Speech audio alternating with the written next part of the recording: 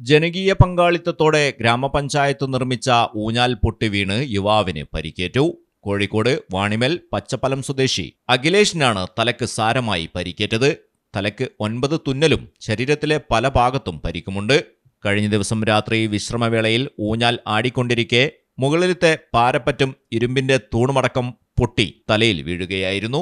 ശരീരം മുഴുവൻ ചോരയിൽ ഒലിച്ചു നിന്ന അഖിലേഷിനെ സമീപത്തുള്ളവരുടെ സഹായത്തോടെ സുഹൃത്തുക്കൾ ആശുപത്രിയിൽ എത്തിക്കുകയായിരുന്നു.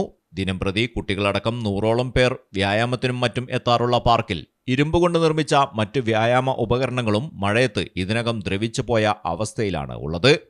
മലയാളം ടെലിവിഷൻ, കോഴിക്കോട്.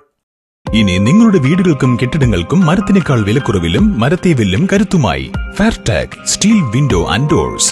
ഫെയർടെക്കിന്റെ മാത്രമായി പ്രത്യേകതകൾ: ഹൈ ക്വാളിറ്റി GA ഷീറ്റിൽ നിർമ്മിക്കുന്നവ, തിരഞ്ഞെടുക്കുവാൻ ആകർഷകമായ ഡിസൈനുകൾ, വിവിധങ്ങളായ അളവുകളിൽ ലഭ്യമാകുന്നു. ഏതു കാലാവസ്ഥയെയും അതിജീവിക്കുന്നു. ഫ്രെയിമുകൾക്ക് അധിക ചെലവുകളില്ല. ഫിറ്റ് ചെയ്യാൻ വളരെ എളുപ്പം. ഇനി ഫെയർടെക് പ്രൊഡക്റ്റുകൾ ഉപയോഗിക്കൂ. സമയവും സമ്പത്തും ലാഭിക്കൂ. ഫെയർടെക് സ്റ്റീൽ വിൻഡോ ആൻഡ് ഡോർസ്.